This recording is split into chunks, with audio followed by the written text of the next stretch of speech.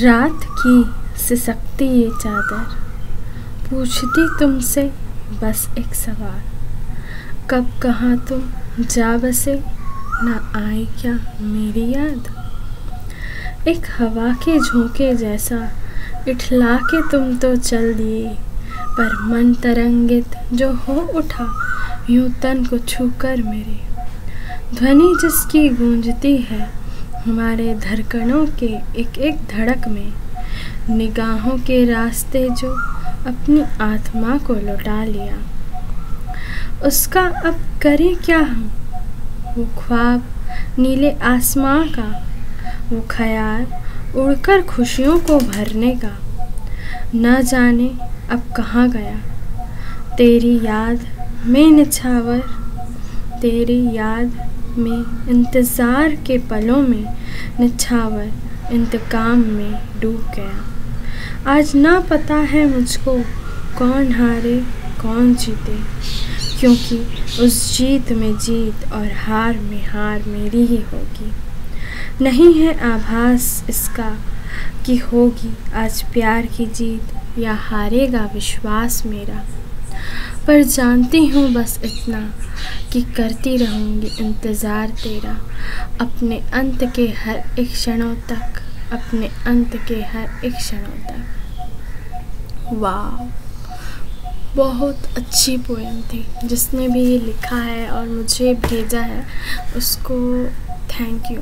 मुझे अच्छी लगी और मुझे लगता है कि आप सभी को भी अच्छी लगी होगी। सच में जिसने भी ये लिखा है बहुत प्योरिटी के साथ लिखा है उसने।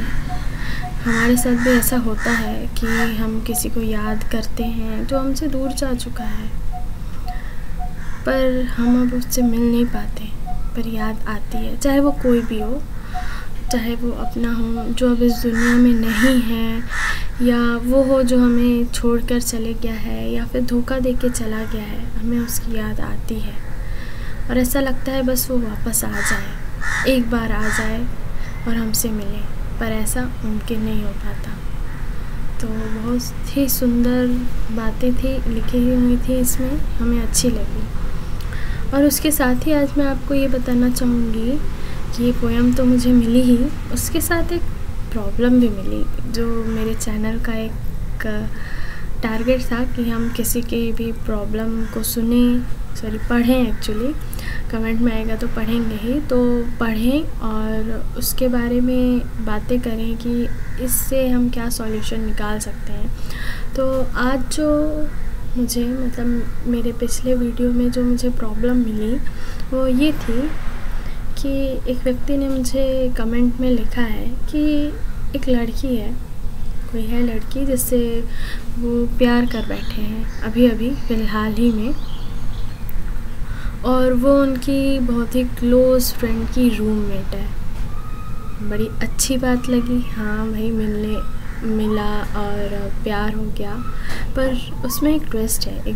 उसी में एक प्रॉब्लम ये है कि जिस लड़की को वो पसंद करते हैं उन्हें पता चला है कि वो लड़की किसी और को प्यार करती है और वो दोनों एक बहुत सीरियस रिलेशन में है, ऐसा उन्होंने लिखा है।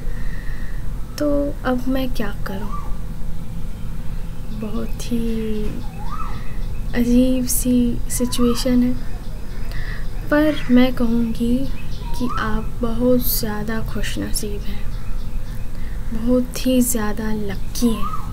आपको सुन के मेरी बातों को गुस्सा आएगा कि मैं ऐसा क्यों बोल रही हूँ कि आप लक्की हो, ये जानते हुए भी कि आप जिससे प्यार कर रहे हो वो किसी और को प्यार कर रही है। तो मैं ये चीज़ इसीलिए कहना चाहती हूँ कि आप लक्की हो, क्योंकि आपको मालूम है कि आप जिससे प्यार करते हो वो किसी और से प्यार करती है, आपसे नहीं करती। कईयों को तो पता भी नहीं चल पाता है कि वो जिससे प्यार करते हैं तो वो उनसे प्यार करते हैं कि नहीं। तो आपको मालूम है, आप क्लियर हो इस चीज़ पे कि आप जिसको पसंद करते हो वो आपको पसंद नहीं कर सकती है फ़िलहाल, क्योंकि वो किसी और के साथ है। तो ये लकीनेस ही तो है आपकी। और पहली बात, आप उससे मिलते हो बातें करते हो, आपने बताया आप उसके लिए खाना भी बना के ले जाते हो, सो क्यूट, ताकि उसकी नज़र आप पे पड़े, उसका ध्यान आप पर जाए, ये जानते हुए भी कि आप जो सोच रहे हो वो नहीं हो सकता है। पर आपको ये सोच के खुश होना चाहिए कि पहली बात जो मैंने बताया कि आपको मालूम है कि वो लड़की किसी और से प्यार करती है, तो आपका दिल टूटने का ऐसा बड़ा सा चांस नहीं है, आपको बहुत समय बाद नहीं पता चला, आपको बहुत जल्दी पता चल गया इस बारे में। दूसरी बात ये कि आप जिससे प्यार करते हो उसे आप खुद खुश होते हुए देख रहे हो, इससे बड़ी खुशनसीबी नहीं हो सकती है। असल प्यार तो यही होता है कि आप जिससे भी प्यार करो, चाहे आप उससे बहुत दूर हो या फिर अलग हो गए हो, फिर भी आप उसे जानो कि वो खुश है और आप उसी खुशी में खुश हो, यही असली प्यार होता है। ये प्यार नहीं होता कि नहीं मुझे वो चाहिए, मैं उसके साथ रहना चाहता हूँ, ये ज़िद में गिना जाता है। और जहाँ ज़िद हो जाती है वहाँ प्यार नहीं होता, ये प्यार तो किस्मत से मिलता है।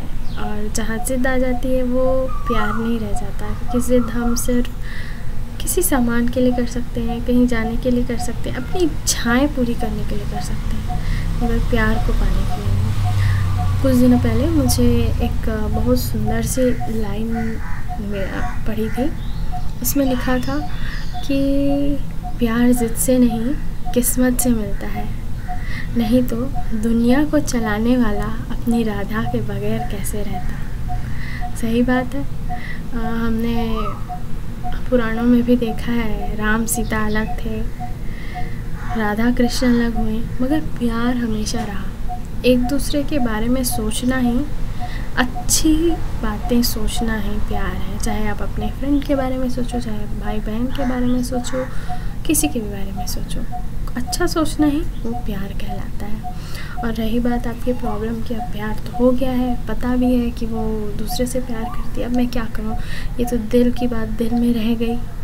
और जब दिल की बात दिल में रह जाती है तो वो और घुटती जाती है और इवन ऐसा होता है कि जो आप फीलिंग लेके चल रहे हो ना, वो और बढ़ती जाएगी, बेवजह बढ़ती जाएगी। तो आप एक काम कीजिए, मेरा एक सजेशन है, हो सकता है आपको बुरा लगे या हंसो, पर आप ने पहली बात अपने क्लोज़ फ्रेंड को बताया है कि नहीं। अगर नहीं बताया है अभी तक तो आप उसको पहले बताओ कि मेरे साथ ऐसा ऐसा प्रॉब्लम है, ऐसी ऐसी बात हो गई है, उसे पूरा बताओ। और उसके बाद जब आप उस लड़की से मिलते हो अपने क्लोज़ फ्रेंड के साथ, तो हंसी मजाक तो होता ही रहता होगा, तो आप ये हंसी मजाक में ये बात कह दो कि मुझे तो तुम पसंद आ गई थी पर तुम तो किसी और के साथ हो, ऐसी जब मजाक में बोल दो, तो आपके दिल की बात अपने आप निकल जाएगी। प्लस वो आपकी फ्रेंड तो है ही, आप उससे जब कंटिन्यूसली बात करते रहोगे तो आपके अंदर ये वाली जो फीलिंग है ना, वो अपने आप धीरे धीरे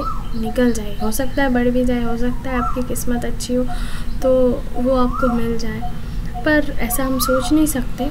तो हम बस यही कर सकते हैं कि अपनी फीलिंग को डाइवर्ट करने की कोशिश कर सकते हैं, है कि नहीं। तो अगर मेरा ये सजेशन अच्छा लगा आपको, एक बार कोशिश ज़रूर करके देखिएगा, ये काम करता है। मैंने बहुत बार लोगों को ऐसा सजेस्ट किया है और ये काम भी किया है, तो एक बार आप भी ट्राई करके देख सकते हैं इसे।